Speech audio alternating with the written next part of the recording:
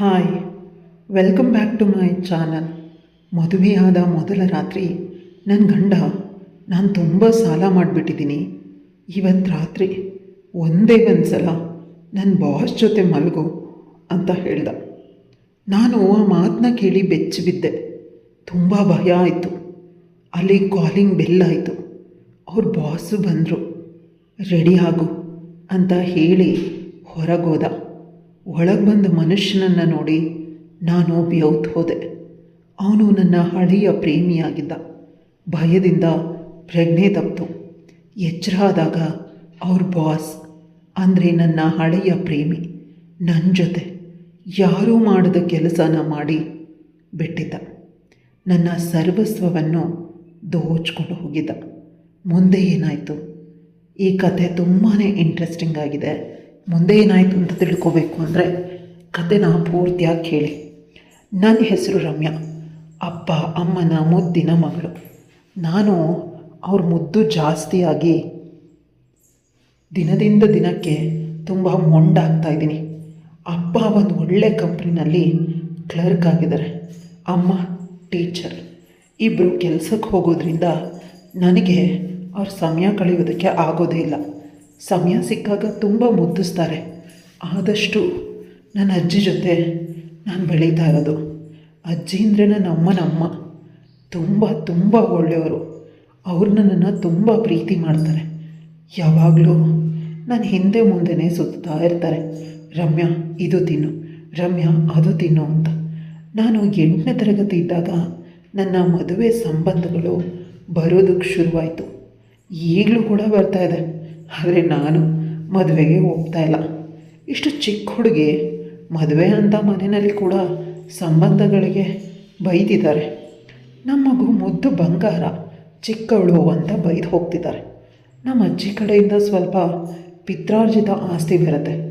ಅಪ್ಪ ಅಮ್ಮ ಕೆಲಸದಲ್ಲಿರೋದ್ರಿಂದ ಎಲ್ಲನೂ ಮಗಳಿಗೆ ಕೊಡ್ತೀವಿ ಅನ್ನೋ ಆಸೆಯಿಂದ ಆ ರೀತಿ ಬರ್ತಾರೆ ಅಂತ ನನಗೆ ಗೊತ್ತು. ಆದರೆ ನನ್ನ ಕನಸಿನ ರಾಜ್ಕುಮಾರ 7 ಸಮುದ್ರಗಳನ್ನು ದಾಟ ಬರಬೇಕು ಅನ್ನೋ ಆಸೆ ಇದೆ.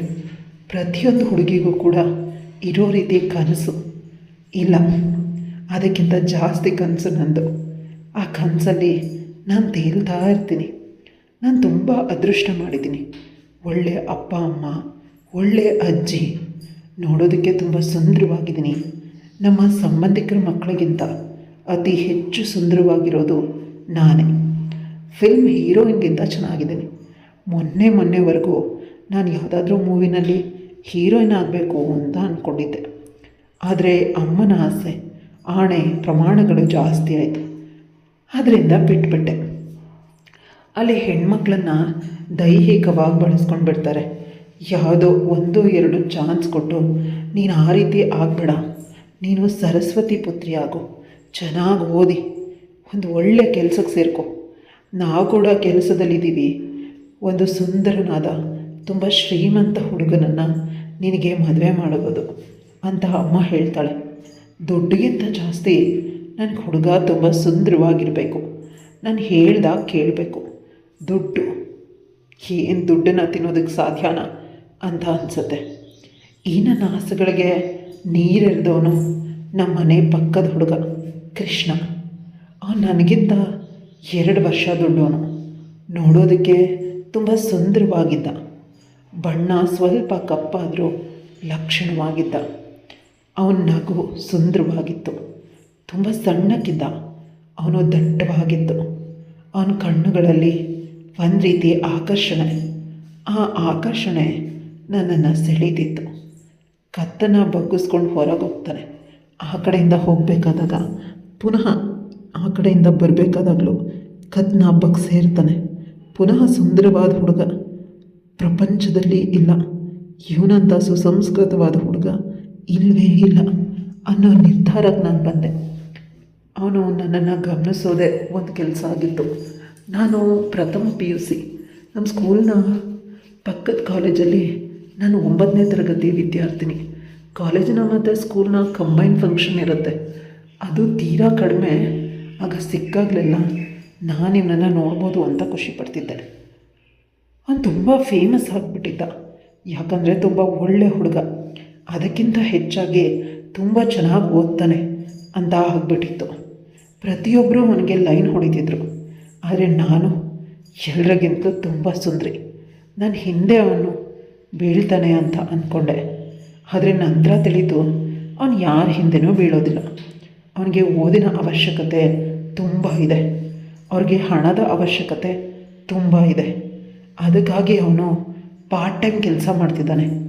ಪ್ರೀತಿ, ಪ್ರೇಮ, ಧರಣಿ ಅವನು ಬೀಳೋದಿಲ್ಲ. ಆದರೆ ಅವನಿಗೆ ನನಗೆ ಇರೋದಕ್ಕೆ ಸಾಧ್ಯನೇ ಆಗ್ತಿಲ್ಲ. ಬಲವಂತವಾಗಾದರೂ ಅವನನ್ನು ನಾನು ನನ್ನ ಕಡೆ ಎಳ್ಕೋಬೇಕು. ನನ್ನ ನೋವು ದಿನದಿಂದ ದಿನಕ್ಕೆ ಜಾಸ್ತಿ ಆಗ್ತಿದೆ. ಯಾಕಂದರೆ ಅವನು ನನ್ನನ್ನು ಇಗ್ನೋರ್ ಮಾಡ್ತಿದ್ದಾನೆ. ನನಗವನು ಬೇಕು ಅನ್ನೋದು ಓದಿನ ಕಡೆ ಗಮನ ಕಡಿಮೆ ಆಯಿತು. ಅವನನ್ನು ಹೇಗೆ ನಾನು ಬುಟ್ಟಿಗೆ ಹಾಕ್ಕೊಳ್ಳಿ ಅಂತ. ಅವನು ನನ್ನ ಗೆಳತಿಯರ ಜೊತೆ ಯಾಕೆ ನನ್ನ ಜೊತೆ ತುಂಬ ಹೇಳಿದ್ದಾನೆ. ನೀವು ಅನುಕೂಲ ಇರೋರು, ನಾವು ತುಂಬ ಬಡವರು, ನನಗೆ ಹಣದ ಅವಶ್ಯಕತೆ ಇದೆ, ಅಕ್ಕಂದಿರ ಸಾಲನ ತೀರಿಸ್ಬೇಕು, ತಮ್ಮ ತಂಗಿನ ಓದಿಸ್ಬೇಕು, ಅಪ್ಪ ಅತ್ತಿಗೆಯರ ಸಣ್ಣ ಪುಟ್ಟ ಕೆಲಸ ಊಟಕ್ಕೆ ಅವ್ರು ತರೋದೇ ಸಾಕಾಗೋದಿಲ್ಲ. ಈ ಪ್ರೀತಿ ಪ್ರೇಮದಲ್ಲಿ ನಾನು ಬೀಳೋದಿಲ್ಲ, ನಿಮ್ಮ ಮನೆಯಲ್ಲಿ ಒಪ್ಪೋದಿಲ್ಲ, ಅನ್ಯಾಯವಾಗಿ ಇಬ್ಬರ ಹೃದಯ ಹೊಡ್ಕೊಳ್ಳೋದು ಬೇಡ ಅಂತ ಅವನು ಹೇಳ್ದ. ಮೊದಲು ನಂಗೆ ಅರ್ಥ ಆಗಲಿಲ್ಲ. ಆನಂತರ ಅವನು ಇಬ್ಬರು ಹೃದಯ ಹೊಡ್ಕೊಳ್ಳೋದು ಬೇಡ ಅಂದರೆ ಅವನಿಗೂ ಕೂಡ ನನ್ನ ಮೇಲೆ ಪ್ರೀತಿ ಶುರುವಾಗ್ಬಿಡ್ಬೋದು ಅಂತ ಅಂದ್ಕೊಂಡೆ. ಇವತ್ತು ನನ್ನ ಗೆಳೆಯನ ಸಹಾಯನ ತಗೊಂಡು ಅವನನ್ನು ಪಾರ್ಕ್ಗೆ ಬರೋದಕ್ಕೆ ಹೇಳಿದ್ದೆ. ಅವನು ಬಂದವನೇ ನನ್ನನ್ನು ನೋಡಿ, ಪುನಃ ನೀನು ನನ್ನನ್ನು ಬಲವಂತ ಮಾಡಬೇಡ, ನಾನು ಯಾವುದೇ ಕಾರಣಕ್ಕೂ ಒಪ್ಪೋದಿಲ್ಲ ಅಂತ ಹೋಗ್ತಿದ್ದವನ ಕೈನ ಗಟ್ಟಿಯಾಗಿ ಹಿಡ್ಕೊಂಡೆ. ಬ್ಯಾಲೆನ್ಸ್ ತಪ್ಪಿ ನಾನು ಕೆಳಗಡೆ ಬಿದ್ದೋದೆ. ಅವನು ಕೂಡ ಆಯ ತಪ್ಪಿ ನನ್ನ ಮೇಲೆ ಬಿದ್ದ. ಮೊದಲ ಬಾರಿ ಇಬ್ಬರ ಕಣ್ಣುಗಳು ಬೆರೆತಿದ್ವು, ಕೈಗಳು ಒಂದಾದವು. ಬಿಸಿಯಾದ ದೇಹಗಳು ಒಂದಾಗೋದಕ್ಕೆ ಆತರದಿಂದ ಆಸೆ ಪಡ್ತಿದ್ವು. ಅವನು ಬೆವರ್ತಿದ್ದಾನೆ. ನನಗೆ ಭಯಕ್ಕಿಂತ ಜಾಸ್ತಿ ಏನೋ ಒಂದು ರೀತಿ ತೃಪ್ತಿ ಆಗ್ತಿದೆ. ನಂತರ ಅವನ ಮೇಲೆದ್ದು ವಾಸ್ತವನ ಅರ್ಥ ಮಾಡಿಕೊಂಡು ಹೊರಟೋದ. ಇನ್ನು ಇವನು ನನ್ನ ಪ್ರೀತಿ ಪಾಶದಲ್ಲಿ ಬೀಳೋದಿಲ್ಲ. ನನಗೆ ಅವನು ಅಂದರೆ ಇಷ್ಟ, ಅವನನ್ನು ಬಿಟ್ಟರೆ ಇನ್ಯಾರೂ ಇಷ್ಟ ಇಲ್ಲ ಅಂತ ಅಳೋದಕ್ಕೆ ಶುರು ಮಾಡಿದೆ. ಆಗ ಯಾರೋ ಖರ್ಚೀಫನ್ನು ಕೊಟ್ಟರು ನನ್ನ ಕಣ್ಣೀರನ್ನು ಒರೆಸೋದಕ್ಕೆ. ಎದುರುಗಡೆ ಇದ್ದ ಮನುಷ್ಯನನ್ನು ನೋಡಿ ಆಶ್ಚರ್ಯದಿಂದ, ಖುಷಿಯಿಂದ ಕುಣಿಬೇಕು ಅಂತ ಅನಿಸಿ ಆ ಮನುಷ್ಯನನ್ನು ಗಟ್ಟಿಯಾಗಿ ತಪ್ಪಿಕೊಂಡೆ. ಅದು ಯಾರೂ ಅಲ್ಲ, ನಾನು ಪ್ರೀತಿ ಮಾಡ್ತಾಯಿದ್ದಿದ್ದು ಈಗ ಸ್ವಲ್ಪ ಹೊತ್ತಿಗೆ ಮುಂಚೆ ಹೋದ ನನ್ನ ಪ್ರೀತಿಯ ಗೆಳೆಯ ಕೃಷ್ಣ. ಅಂದಿನಿಂದ ನಮ್ಮಿಬ್ಬರ ಪ್ರೇಮದ ಕತೆ ಶುರುವಾಯಿತು. ಇಬ್ಬರು ಪ್ರತಿದಿನ ಅರ್ಧ ಗಂಟೆ ಮೀಟ್ ಆಗ್ತಿದ್ವಿ. ಆಗ ಕೇವಲ ಅಪ್ಪುಗೆ ಮುತ್ತುಗಳಲ್ಲೇ ಎಲ್ಲ ಮುಗಿದು ಹೋಗ್ತಿತ್ತು. ಅವನ ನನ್ನ ತೊಡೆ ಮೇಲೆ ಮಲಗೋದು, ನಾನು ಅವನ ತೊಡೆ ಮೇಲೆ ಮಲಗೋದು ಅಷ್ಟೇ. ಅದಕ್ಕೂ ಮೀರಿ ಏನೂ ಆಗ್ತಿರ್ಲಿಲ್ಲ. ನಮ್ಮಿಬ್ಬರ ಪ್ರೀತಿ ಪರಿಶುದ್ಧವಾಗಿರುವುದು. ಅದಕ್ಕಿಂತ ಹೆಚ್ಚಾಗಿ ಕೃಷ್ಣ ತುಂಬ ಒಳ್ಳೆ ಹುಡುಗ. ಅವನು ತನ್ನ ಮಿತಿನ ಮೀರ್ತಿರ್ಲಿಲ್ಲ. ಅವನ ಒಂದೇ ಒಂದು ಆಸೆ ಅಂದರೆ ಅವನು ಸೆಟಲ್ ಆಗಿ ಮನೆ ಜವಾಬ್ದಾರಿ ಮುಗಿಸೋವರೆಗೂ ಮದುವೆ ಆಗೋದಕ್ಕೆ ಸಾಧ್ಯ ಇಲ್ಲ. ಅಲ್ಲಿವರೆಗೂ ನಾವಿಬ್ಬರು ಪ್ರೇಮಿಗಳಾಗಿ ಇರೋಣ ಅಂತ. ಟೀನೇಜ್ ನನ್ನದು. ನನಗವನು ಏನು ಹೇಳಿದ್ರೂ ಇಷ್ಟ, ಅವನು ಹೇಗೆ ಹೇಳಿದ್ರೂ ಸರಿ, ಒಪ್ಕೊಳ್ತಿದ್ದೆ. ಈ ವಿಷಯ ನನ್ನ ಅಪ್ಪ ಅಮ್ಮನ ಬಳಿ ಹೋಗೋದಕ್ಕೆ ತುಂಬ ಸಮಯ ಬೇಕಾಗಲಿಲ್ಲ. ಅವ್ರಿಗೆ ಆಕಾಶ ಭೂಮಿನ ಒಂದು ಮಾಡಿದ್ರು. ನಾನಾಗ ರಾತ್ರೋರಾತ್ರಿ ಕೃಷ್ಣನ ಮನೆಗೆ ಓಡಿ ಹೋಗಿದ್ದೆ. ಇಬ್ಬರು ಒಬ್ಬರನ್ನೊಬ್ಬರು ಗಟ್ಟಿಯಾಗಿ ತಪ್ಪಿಕೊಂಡು ಈ ಅಪ್ಪ ಅಮ್ಮ ಆಗಲೇ ಬಂದು ನನ್ನನ್ನು ಮನೆಗೆ ಎಳ್ಕೊಂಡು ಹೋದರು. ರಾತ್ರಿ ಎಲ್ಲ ರೂಮಲ್ಲಿ ನನ್ನನ್ನು ಕೂಡ ಹಾಕಿದರು. ಬೆಳಗ್ಗೆ ಏನೋ ಮಾಡಿ ಕೃಷ್ಣನ ಮನೆಗೆ ಪುನಃ ಓಡೋದೆ ಅಜ್ಜಿ ಸಹಾಯದಿಂದ. ಆದರೆ ಅವ್ರ ಮನೆ ಬೇಗ ಹಾಕಿತ್ತು. ಪಕ್ಕದ ಮನೆಯವ್ರನ್ನ ಕೇಳಿದಾಗ ಎಲ್ಲರೂ ಕೋಪದಿಂದ, ನಿನ್ನಿಂದ ಅವನು ಊರೇ ಬಿಟ್ಟು ಹೊರಟೋದ, ಈಗ ನೀನು ನೆಮ್ಮದಿಯಾಗಿರು, ಅವನು ಬಡವ, ಅವನು ತಿನ್ನೋ ಊಟಕ್ಕೆ ಕಲ್ಲು ಹಾಕಿಬಿಟ್ಟಲ್ಲ ಅಂತ ನಂಗೆ ಶಾಪ ಹಾಕಿ ಎಲ್ಲರೂ ಬಾಗಿಲನ್ನು ಬಡ್ಕೊಂಡ್ರು. ನಾನು ಮನೆಗೆ ಬಂದು ಅಪ್ಪ ಅಮ್ಮನ ಮುಖ ನೋಡಿದಾಗ ಇಬ್ಬರು ನಗ್ತಿದ್ರು. ಇದಾದ 3 ದಿನಕ್ಕೆ ನನ್ನನ್ನು ಯಾವುದೋ ಒಂದು ಹಾಸ್ಟೆಲ್ಗೆ ಅಪ್ಪ ಅಮ್ಮ ಸೇರಿಸ್ಬಿಟ್ರು. ಓದೋದಕ್ಕೆ ಮನೆಯಲ್ಲಿ ಇಟ್ಕೊಳ್ಳೋದಕ್ಕೆ ಸಾಧ್ಯ ಇಲ್ಲ. ಇವಳು ಪುನಃ ಇನ್ಯಾರನ್ನಾದರೂ ಹುಡುಗನ್ನ ಪ್ರೀತಿಸ್ಬಿಡ್ತಾಳೆ.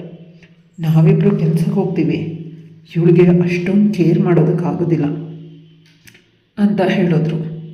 ಅವ್ರ ಮೇಲೆ ನನಗೆ ಕಂಪ್ಲೇಂಟ್ ಇಲ್ಲ, ಯಾಕಂದರೆ ನನಗೆ ಗೊತ್ತಿತ್ತು ಈ ರೀತಿ ಆಗುತ್ತೆ ಅಂತ. ಆದರೆ ಅಪ್ಪ ಅಮ್ಮ ಇಷ್ಟೊಂದು ಕಠೋರವಾಗ್ತಾರೆ ಅಂತ ಅಂದ್ಕೊಂಡೇ ಇರಲಿಲ್ಲ. ಕೃಷ್ಣ ಹೋದ್ಮೇಲೆ ಅವನನ್ನು ಹುಡುಕೋ ಪ್ರಯತ್ನ ತುಂಬ ಮಾಡಿದೆ, ಆದರೆ ಅವನು ಸಿಗಲಿಲ್ಲ. ದಿನಗಳು ಕಳೆದಂತೆ ನಾನು ಕೃಷ್ಣನನ್ನು ಮರೆತು ಹೋಗಿ ನನ್ನ ಓದಿನ ಕಡೆ ಗಮನ ಹರಿಸಿದೆ. ಇದಕ್ಕೆ ನನ್ನ ರೂಮ್ಮೇಟ್ಗಳು, ಹೊಸ ಗೆಳೆಯ ಗೆಳತಿಯರು ಸಹಾಯ ಮಾಡಿದ್ರು. ಅಪ್ಪ ಅಮ್ಮ ಕೂಡ ಬಂದರು. ಅವರ ಮುಖನ ನಾನು ನೋಡ್ತಾನೇ ಇರಲಿಲ್ಲ. ಈಗ ಡಿಗ್ರಿ ಮುಗಿಸಿದ್ದೀನಿ, ಒಂದು ಒಳ್ಳೆ ಕಂಪ್ನಿನಲ್ಲಿ ಕೆಲಸದಲ್ಲಿದ್ದೀನಿ. ನನ್ನ ಅವಶ್ಯಕತೆ ನಾನು ಪೂರೈಸ್ಕೊಳ್ತೀನಿ. ಇನ್ನು ನಾನು ಅಪ್ಪ ಅಮ್ಮನನ್ನು ದ್ವೇಷ ಮಾಡೋದಕ್ಕೆ ಸಾಧ್ಯ? ಅವರು ತಮ್ಮ ಒಬ್ಬಳೆ ಮಗಳ ಜೀವನ ಹಾಳಾಗಬಾರ್ದು ಅಂತ ಈ ರೀತಿ ಮಾಡಿದ್ದಾರೆ. ಅವ್ರು ಏನು ಮಾಡಿದ್ರು ಅಂತ ನಾನು ಒಂದು ಒಳ್ಳೆ ಪೊಸಿಷನಲ್ಲಿದ್ದೀನಿ ಅಂತ ಅಪ್ಪ ಅಮ್ಮನನ್ನು ಕ್ಷಮಿಸಿ ಅವ್ರ ಜೊತೆ ಒಂದಾದೆ. ಇದಾದ ಸ್ವಲ್ಪ ದಿನಗಳಲ್ಲೇ ಅಪ್ಪ ಅಮ್ಮ ಬ್ರೋಕರ್ ಮೂಲಕ ಒಂದು ಹುಡುಗನನ್ನು ಹುಡುಕಿ ನಂಗೆ ಮದುವೆ ಮಾಡಿದ್ರು. ಆ ಹುಡುಗ ತುಂಬ ಶ್ರೀಮಂತ, ತುಂಬ ಒಳ್ಳೆ ಕಂಪ್ನಿನಲ್ಲಿ ಕೆಲಸದಲ್ಲಿದ್ದಾನೆ. ಕೈ ತುಂಬ ಸಂಬಳ ಬರುತ್ತೆ, ಸ್ವಂತ ಮನೆ ಇದೆ. ಅವನ ಅಪ್ಪ ಅಮ್ಮ ಊರಲ್ಲೇ ಇದ್ದಾರೆ. ನಮ್ಮ ಮಗಳಿಗೆ ಯಾರೂ ಕಷ್ಟ ಕೊಡೋದಿಲ್ಲ ಅನ್ನೋದು ಅವರ ಬಯಕೆ ಆಗಿತ್ತು. ಅಪ್ಪ ಅಮ್ಮನ ನಿರ್ಧಾರಕ್ಕೆ ನಾನು ಒಪ್ಪಿದೆ, ಮದುವೆಗೂ ಒಪ್ಪಿದೆ. ಕೃಷ್ಣನು ಇನ್ನೂ ಅಂತ ನನ್ನ ಮನಸ್ಸಲ್ಲಿ ಬರೋದಕ್ಕೆ ಬಿಡಬಾರ್ದು ಅಂತ ಅಂದ್ಕೊಂಡೆ. ನನ್ನ ಗಂಡನ ಪ್ರೀತಿಸೋದಕ್ಕೆ ಶುರು ಮಾಡಿದೆ, ಆದರೆ ಪ್ರೀತಿಸೋದಕ್ಕೆ ಸಾಧ್ಯನೇ ಆಗ್ತಿಲ್ಲ. ಪ್ರಯತ್ನ ಮಾಡ್ತಿದ್ದೀನಿ. ಮದುವೆಗಿಂತ ಮುಂಚೆ ಇಬ್ಬರು ಮೀಟ್ ಮಾಡಿದ್ದು ತೀರಾ ಕಡಿಮೆ. ಸಿಕ್ಕಾಗೆಲ್ಲ ಕಂಪ್ನಿ ಬಗ್ಗೆ, ಪೊಸಿಷನ್ ಬಗ್ಗೆ ಮಾತಾಡ್ತಿದ್ವಿ. ಒಮ್ಮೊಮ್ಮೆ ಇವನು ತುಂಬ ಅನ್ರೊಮ್ಯಾಂಟಿಕ್ ಅಂತ ಅನ್ನಿಸ್ತಿತ್ತು. ಆದರೂ ಕೂಡ ಅವುಗಳ ಬಗ್ಗೆ ಗಮನ ಹರಿಸದಂತೆ ಯೋಚಿಸಿದೆ. ಅಪ್ಪ ಅಮ್ಮನಿಗೆ ಬೇಸರ ಮಾಡಬಾರ್ದು, ಯಾಕಂದರೆ ಇಷ್ಟು ವರ್ಷಗಳು ಅವ್ರ ಬಗ್ಗೆ ಮಾತಾಡಿದೆ, ಅವ್ರ ಮುಖ ಸರಿಯಾಗಿ ನೋಡಿದೆ, ಅವ್ರಿಗೆ ನೋವು ಮಾಡಿದ್ದೀನಿ. ಇನ್ನೂ ನೋವು ನಾನು ಮಾಡಬಾರ್ದು ಅಂತ ನಿರ್ಧಾರ ಮಾಡಿದೆ. ಮದುವೆನ ತುಂಬ ಗ್ರ್ಯಾಂಡಾಗಿ ಅಪ್ಪ ಅಮ್ಮ ಮಾಡಿಕೊಟ್ರು. ಅವರಿಬ್ಬರ ಜೀವಮಾನದ ದುಡಿತ. ನಾನು ರಿಜಿಸ್ಟರ್ ಆಫೀಸಲ್ಲಿ ರಿಜಿಸ್ಟರ್ ಮ್ಯಾರೇಜ್ ಮಾಡಿಸ್ಕೊಳ್ಳೋಣ ಅಂದರೆ ಗಂಡ ಒಪ್ಪಲಿಲ್ಲ. ದೇವಸ್ಥಾನ ಸಿಂಪಲ್ ಮ್ಯಾರೇಜ್ ಮಾಡ್ಕೊಳ್ಳೋಣ ಅಂದರೆ ಅಪ್ಪ ಅಮ್ಮ ಒಪ್ಪಲಿಲ್ಲ. ನಿನ್ನನ್ನು ಆ ರೀತಿ ಕಳಿಸೋದಕ್ಕೆ ನಾನು ಹಗಲು ರಾತ್ರಿ ಕಷ್ಟಪಟ್ಟು ದುಡಿದಿದ್ದು ಅಂತ ಅಪ್ಪ ಅಮ್ಮ ಇಬ್ಬರು ಹೇಳಿದ್ರು. ನನ್ನ ಕಣ್ಣುಗಳು ತುಂಬಿ ಬಂತು. ಮದುವೆ ಆದ ಮೊದಲ ರಾತ್ರಿ 1000 ಕನಸುಗಳನ್ನು ಹೊತ್ಕೊಂಡು ಕೂತಿದ್ದೆ. ಕನಸಿಗಿಂತ ಜಾಸ್ತಿ ಕನ್ಫ್ಯೂಷನ್. ಕೃಷ್ಣನ ಹೊರಗೆ ಕಳಿಸೋದಕ್ಕೆ ಸಾಧ್ಯ ಆಗ್ತಿಲ್ಲ, ಗಂಡನ ಒಳಗೆ ಅಂದರೆ ಮನಸ್ಸೊಳಗಡೆ ಬಿಟ್ಕೊಳ್ಳೋದಕ್ಕೂ ಸಾಧ್ಯ ಆಗ್ತಿಲ್ಲ. ಆದರೆ ಆ ಕೆಲಸ ನಾನು ಮಾಡಲೇಬೇಕು. ನನ್ನ ಗಂಡನಿಗೆ ದ್ರೋಹ ಮಾಡಬಾರ್ದು. ಇವತ್ತು ನಾವಿಬ್ಬರು ದೈಹಿಕವಾಗಿ ಸೇರ್ತೀವಿ, ಮಾನಸಿಕವಾಗಿ ಅದಕ್ಕಿಂತ ಮುಂಚೆ ಸೇರಿಬಿಡಬೇಕು. ಅವ್ರಿಗೆ ಹೇಳಬೇಕು, ನನಗೆ 1 ವಾರ ಸಮಯ ಕೊಡಿ, ನಂತರ ಇದನ್ನೆಲ್ಲ ಮಾಡ್ಕೊಳ್ಳೋಣ ಅಂತ ಯೋಚಿಸ್ತಿದ್ದೆ. ಅಷ್ಟರಲ್ಲಿ ನನ್ನ ಗಂಡ ಬಂದ. ಬಿಳಿ ಪಂಚೆ ಹಾಕ್ಕೊಳ್ಳೋ ಬದಲು ಪ್ಯಾಂಟು ಶರ್ಟ್ ಕ್ಯಾಶುವಲ್ ವೇರ್ ಹಾಕಿದ್ದಾನೆ. ಅವನನ್ನು ನೋಡಿ ಇವನು ಅನ್ರೊಮ್ಯಾಂಟಿಕ್ ಅಂತ ಅಂದ್ಕೊಂಡೆ. ಅವನ ಮುಖದಲ್ಲಿ ಒಂದು ಬಾಧೆ ಇದೆ, ಒಂದು ಚಿಂತೆ ಇದೆ. ಅದು ಯಾಕೆ ಅಂತ ಅರ್ಥನೇ ಆಗ್ತಿಲ್ಲ. ಏನು ಅಂತ ಕೇಳಿದಾಗ ಅವನು ನನ್ನ ಕಾಲನ್ನ ಕೆಳಗಡೆ ಕೂತ್ಕೊಂಡು ನನ್ನ 2 ಕೈನ ಹಿಡ್ಕೊಂಡು, ನನಗೆ ಒಂದು ಸಹಾಯ ಮಾಡು, ಸಾಯೋವರೆಗೂ ನಿನ್ನ ಕಾಲು ಕೆಳಗಡೆ ಕೂತ್ಕೊಳ್ತೀನಿ ಅಂತ ಹೇಳಿ ನನ್ನ ಕಾಲ ಮೇಲೆ ಅವನ ತಲೆನ ಇಟ್ಟ. ನಂಗೆ ಅರ್ಥನೇ ಆಗ್ತಿಲ್ಲ ಅಂದಾಗ ಅವನು, ನಾನು ತುಂಬ ಸಾಲ ಮಾಡಿಬಿಟ್ಟಿದ್ದೀನಿ, ದಯವಿಟ್ಟು ಈ ಸಾಲನ ತೀರಿಸೋದಕ್ಕೆ ಇವತ್ತೊಂದು ರಾತ್ರಿ ನನ್ನ ಬಾಸ್ ಜೊತೆ ಮಲಗಿಬಿಡು, ಆನಂತರ ಜೀವನ ಪರ್ಯಂತ ನಾವಿಬ್ಬರು ಜೊತೆಯಲ್ಲಿನೇ ಇರೋಣ ಅಂತ. ಅವನ ಮಾತನ್ನ ಕೇಳಿ ಅವನು 2 ಕೆನ್ನೆಗೆ ಚೆನ್ನಾಗಿ ಬಾರಿಸ್ದೆ. ದುಡ್ಡು ಬೇಕಾದರೆ ನಾನು ಕೊಡ್ತೀನಿ, ನನ್ನ ಅಪ್ಪ ಅಮ್ಮನ ಆಸ್ತಿ ಇದೆ ಅಂದಾಗ, ನೀನು ಕೊಟ್ಟರೂ ಸಾಲೋದಿಲ್ಲ, ಸಾಲ 20 ಕೋಟಿಗಿಂತ ಹೆಚ್ಚು ಮಾಡಿದ್ದೀನಿ ಅಂದ. ಅಷ್ಟು ಸಾಲ ಏನಕ್ಕೆ ಅಂದಾಗ, ಯಾರೋ ಸಾಲ ತಗೊಂಡಿದ್ರು, ಅದಕ್ಕೆ ನಾನು ಶ್ಯೂರಿಟಿ ಹಾಕಿದ್ದೀನಿ ಅಂದ. ಮನಸ್ಸಲ್ಲಿ ಒಂದು ಆಲೋಚನೆ ಬಂತು, ನಿಜವಾಗ್ಲೂ ಇವನು ಬೇರೆ ಏನೋ ಯೋಚನೆಯಲ್ಲಿದ್ದಾನೆ ಅಂತ. ಅವನ ಮೇಲೆ ಕೋಪ ಬಂತು. ಅಪ್ಪ ಅಮ್ಮಂಗೆ ಫೋನ್ ಮಾಡೋಣ ಅಂದರೆ ನನ್ನ ಫೋನ್ನ ಅವನು ಕಿತ್ಕೊಂಡ್ಬಿಟ್ಟಿದ್ದಾನೆ, ಪ್ಲೀಸ್ ಚಿನ್ನ ಅಂತ ಹೇಳ್ದ. ನನಗವನ ಮುಖನ ನೋಡೋದಕ್ಕೂ ಕೂಡ ಅಸಹ್ಯ ಆಗ್ತಿದೆ. ನನ್ನ ಬಾಸ್, ನೀನು ಅವ್ರ ಜೊತೆ ಯಾವುದೇ ತಂಡೆ ತಕರಾರು ಮಾಡದೆ ಒಪ್ಕೊ ಅಂದ. ಹೇಳೋದ. ಅಯ್ಯೋ, ನಾನಿಲ್ಲಿ ಹೇಗಪ್ಪ ಬಂದುಬಿಟ್ಟೆ ಅಂತ ಕಿಟಕಿಯಿಂದ ಕೆಳಗೆ ಬೀಳೋದಕ್ಕೆ ಯೋಚಿಸಿದ್ದೆ. ಆದರೆ ಅವತ್ತು ಅದು ಅಪಾರ್ಟ್ಮೆಂಟ್ ಆಗಿದ್ದರಿಂದ ಆಗ್ತಾ ಇರಲಿಲ್ಲ. ಹೊರಗೆ ಹೋಗೋದಕ್ಕೆ ನನಗೆ ಭಯ ಆಗ್ತಿದೆ, ಏನು ಮಾಡೋದು ತಿಳಿದಿಲ್ಲ. ಅಷ್ಟರಲ್ಲಿ ಡೋರ್ನ ಶಬ್ದ ಕೇಳಿಸ್ತು. ಆ ಕಡೆ ತಿರುಗಿ ನೋಡಿದಾಗ ಬೆಚ್ಚ ಬಿದ್ದೆ. ಅವನ ಮುಖನ ಎಲ್ಲೋ ನೋಡಿದ್ದೀನಿ, ಆದರೆ ಯಾರು ಅಂತ ತಿಳಿತಿಲ್ಲ. ಅವನು ನನ್ನನ್ನು ನೋಡಿ ನಗ್ತಿದ್ದಾನೆ. ಇನ್ನೂ ನನ್ನನ್ನು ನೀನು ಗುರುತು ಹಿಡಿಲಿಲ್ವಾ ಅಂತ ಕೇಳ್ದ. ಅವನ ಧ್ವನಿನ ಕೇಳಿ ನಂಗೆ ಅರ್ಥ ಆಯಿತು, ಅದು ಬೇರೆ ಯಾರೂ ಅಲ್ಲ, ನನ್ನ ಹಳೇ ಪ್ರೇಮಿ ಕೃಷ್ಣ. ನನ್ನ ಅಪ್ಪ ಅಮ್ಮ ಊರಿಂದ ಇವನನ್ನು ಓಡಿಸ್ಬಿಟ್ಟಿದ್ರು. ಆ ಕೋಪದಿಂದ ಅವನಿವತ್ತು ನನ್ನ ಜೊತೆ ಸೇಡ್ ತೀರಿಸ್ಕೊಳ್ಳೋದಕ್ಕೆ ಬಂದಿದ್ದಾನೆ. ಇವರಿಬ್ಬರು ಸೇರಿ ನನ್ನನ್ನು ಏನಾದರೂ ಮಾಡ್ತಾರೆ ಅಂತ ಭಯದಿಂದ ನಡುಗ್ತಿದ್ದೆ. ಅವನು ಬಂದು ನನ್ನನ್ನು ಮುಟ್ಟದ ಅಷ್ಟೆ ನಾನು ಪ್ರಜ್ಞೆ ತಪ್ಪಿದ್ದೇ ಹೋದೆ. ಎಚ್ಚರ ಆದಾಗ ನನ್ನ ಸಂಪೂರ್ಣ ಪ್ರಪಂಚ ಕಳೆದು ಹೋಗಿತ್ತು. ಯಾಕಂದರೆ ನಾನೊಂದು ದೊಡ್ಡ ಅರಮನೆ ಅಂತ ಮನೆಯಲ್ಲಿದ್ದೆ. ಹಾಸಿಗೆ ಮೆತ್ತಗಿತ್ತು, ರೂಮಲ್ಲಿ ತುಂಬ ಕಾಸ್ಟ್ಲಿ ಆಗಿರೋ ಐಟಮ್ಗಳಿತ್ತು ಅಷ್ಟೇ. ಯಾಕೆ ನಾನು ಹಾಕಿದ ಬಟ್ಟೆನೇ ಇರಲಿಲ್ಲ, ಬೇರೆ ನೈಟ್ ಡ್ರೆಸ್ ಹಾಕಿದ್ದೆ. ಈಗ ಭಯದಿಂದ ನನ್ನ ಎದೆಗಳನ್ನು 2 ಕೈಗಳನ್ನು ಮುಚ್ಚಿಕೊಂಡೆ. ರಾತ್ರಿ ಆಗಬಾರ್ದು, ನನ್ನ ಜೊತೆ ಆಗೋಗಿದೆ ಅಂತ ಜೋರಾಗಿ ಅಳೋದಕ್ಕೆ ಶುರು ಮಾಡಿದೆ. ಪುನಃ ಕಾಣದೆ ಕೈಗಳು ಕರ್ಚಿಫನ್ನು ತಂದು ಕೊಟ್ಟವು. ಅವನ ಮುಖನ ನೋಡಿದಾಗ, ಅದೇ ಕೃಷ್ಣ. ಯಾಕೆ ಅಳ್ತಿದ್ಯಾ, ನಾನಿರಬೇಕಾದಾಗ ಅಂತ ಕರ್ಚಿಫಿಂದ ನನ್ನ ಕಣ್ಣೀರನ್ನ ಒರೆಸೋದಕ್ಕೆ ಪ್ರಯತ್ನ ಪಟ್ಟ. ಅವನನ್ನು ದೂರ ತಳ್ಳಿದೆ. ಅವನ ಆಯ ತಪ್ಪೆ ಕೆಳಗೆ ಬಿದ್ದ. ನಾನು ನಿನ್ನನ್ನೇ ಮದುವೆ ಆಗೋದಕ್ಕೆ ಇಷ್ಟಪಟ್ಟಿದ್ದೆ, ಅಪ್ಪ ಅಮ್ಮ ಒಪ್ಪಲಿಲ್ಲ, ನಾನೇನು ಮಾಡಲಿ ಅಂತ ಜೋರಾಗಿ ಅಳ್ತಿದ್ದೆ.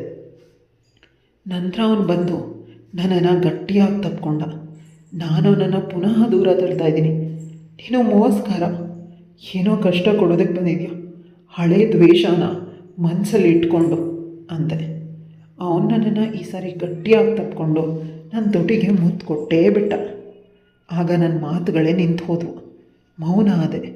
ಆ ಮುತ್ತಲ್ಲಿ ನಾನು ಬೆರ್ತು ಹೋದೆ. ನಂತರ ಅವನು ನಡೆದ ವಿಷಯನ ಹೇಳ್ದ. ನಿನ್ನ ಅಪ್ಪ ಅಮ್ಮ ಮದುವೆ ಮಾಡಿದ್ದು ಬ್ರೋಕರ್ಗೆ. ಅವ್ರಿಗೆ ಗೊತ್ತಿಲ್ಲ, ಈ ಬ್ರೋಕರ್ಗಳು ತಾವು ಶ್ರೀಮಂತರು ಅಂತ ಹೇಳಿ ಸುಂದರವಾಗಿರೋ ಹೆಣ್ಣು ಮಕ್ಕಳನ್ನು ಮದುವೆಯಾಗಿ ಇನ್ನೊಬ್ಬರ ಜೊತೆ ರಾತ್ರಿ ಹೊತ್ತು ಮಲಗೋದಕ್ಕೆ ಬಿಡ್ತಾರೆ ದುಡ್ಡಿಗಾಗಿ. ಇವನು ಅದೇ ಕೆಲಸ ಮಾಡೋದು ಅಂತ ನನಗೆ ನಿನ್ನ ಮದುವೆ ದಿನ ತಿಳಿತು. ಅದನ್ನು ತಪ್ಪಿಸೋದಕ್ಕೆ ಓಡ್ಕೊಂಡು ಬಂದೆ, ಆದರೆ ಆಗಲಿಲ್ಲ. ಕೊನೆಗೆ ಅವನ ವೀಕ್ನೆಸ್ನ ಬಳಸ್ಕೊಂಡು ದುಡ್ಡಿನ ಆಸೆ ತೋರಿಸಿ ನಿನ್ನ ಜೊತೆ ಅವನಿಗೆ ಮೊದಲ ರಾತ್ರಿ ಆಗದಂತೆ ಮಾಡಿದೆ. ನಾನಿಲ್ಲಿ ಕರ್ಕೊಂಡು ಬಂದೆ. ನಾನು ಆ ಊರನ್ನು ಬಿಟ್ಟ ಮೇಲೆ ತುಂಬ ಶ್ರೀಮಂತ ಆಗಿದ್ದೀನಿ. ವಿದ್ಯಾಭ್ಯಾಸ ಬಿಟ್ಟು ಬಿಸ್ನೆಸ್ ಕಡೆ ಗಮನ ಕೊಟ್ಟೆ. ಈಗ ವಿಶ್ವದಲ್ಲೇ ನಂಬರ್ 5 ನಮ್ಮ ಕಂಪನಿ. ಇದು ನನ್ನ ಅರಮನೆ. ಈ ನನ್ನ ಅರಮನೆಗೆ ನೀನೇ ಮಹಾರಾಣಿ ಆಗ್ತೀಯಾ ಅಂತ ಅವನು ಪುನಃ ನನಗೆ ಒಂದು ಡೈಮಂಡ್ ರಿಂಗ್ನ ಕೊಟ್ಟು ಪ್ರಪೋಸ್ ಮಾಡ್ದ. ನಾನು ಖುಷಿಯಿಂದಾನೇ ಒಪ್ಕೊಂಡೆ. ಅಷ್ಟರಲ್ಲಿ ನನ್ನ ಅಪ್ಪ ಅಮ್ಮ, ಕೃಷ್ಣನ ಅಪ್ಪ ಅಮ್ಮ ಎಲ್ಲರೂ ಚಪ್ಪಾಳೆ ಹೊಡಿತಾ ಹೊರಗಡೆ ಬಂದರು. ಅವರನ್ನು ನೋಡಿ ನಾನು ಶಾಕ್ ಆದೆ. ನನ್ನಮ್ಮ ತುಂಬ ಎಮೋಷ್ನಲ್ ಆಗಿ ಹೇಳಿದ್ಲು, ನಾನಿನ್ನ ಜೀವನದಲ್ಲಿ ತಿಳಿದೇ ಹಾಳು ಮಾಡಿಬಿಟ್ವಿ. ಕೃಷ್ಣ ಕಾಪಾಡ್ದ. ಇವನು ಮಾತ್ರ ಅಲ್ಲ, ನನ್ನ ಮಗ ಮಾತ್ರ ಅಲ್ಲ, ನನ್ನ ಪಾಲಿನ ನಿಜವಾದ ಶ್ರೀಕೃಷ್ಣ ಅಂತ ಅಮ್ಮ ಕೃಷ್ಣನ ಕೈಯನ್ನು ಹಿಡ್ಕೊಂಡು ಅಳೋದಕ್ಕೆ ಶುರು ಮಾಡಿದ್ಲು. ಅಪ್ಪ ಕೂಡ ಎಮೋಷ್ನಲ್ ಆದರು. ಅವನು ನನಗೆ ಕಟ್ಟಿದ ತಾಳಿನ ಅಮ್ಮ ನನ್ನ ಕೈಯಾರೆ ಕಿತ್ತು ಹಾಕಿದ್ಲು. ಅಷ್ಟೇ ಅಲ್ಲ, ತಿಂಗಳು ಮುಗಿಯೋದ್ರೊಳಗಡೆ ಕೃಷ್ಣ ಮತ್ತು ನನ್ನ ಮದುವೆ ಪ್ರದವಾದ ಅರಮನೆಯಲ್ಲಿ ನಡೀತು. ರಿಸೆಪ್ಷನ್ ಕೂಡ ತುಂಬ ಅದ್ಧೂರಿಯಾಗಾಯಿತು. ಯಾವ ಸೆಲೆಬ್ರಿಟಿ ಕೂಡ ಅಷ್ಟು ಚೆನ್ನಾಗಿ ಮದುವೆ ಮಾಡ್ಕೊಳ್ಳೋದಿಲ್ಲ. ಅಷ್ಟು ಚೆನ್ನಾಗಿ ಕೃಷ್ಣ ತನ್ನ ಸ್ವಂತ ಖರ್ಚಲ್ಲೇ ಮಾಡಿಕೊಂಡ. ನನ್ನ ಅಮ್ಮ ಅಪ್ಪ ಪ್ರತಿದಿನ ಅವರ ಅಪ್ಪ ಅಮ್ಮ ಮತ್ತು ಅವ್ರ ಮನೆಯವರ ಬಳಿ ಕ್ಷಮೆ ಕೇಳ್ತಾರೆ. ನಿಮ್ಮ ಮಗ ನಿಜವಾಗ್ಲೂ ವಜ್ರ. ನಾವು ನಿಮಗೆ ಆ ಸಮಯದಲ್ಲಿ ನೋವು ಮಾಡಿ ಊರು ನೀವು ಬದಲಾಯಿಸೋ ರೀತಿ ಮಾಡಿದ್ವಿ, ನಮ್ಮನ್ನು ಕ್ಷಮಿಸಿ ಅಂತ ಅವ್ರ ಬಳಿ ಕ್ಷಮೆ ಕೇಳ್ಕೊಳ್ತಿದ್ರು.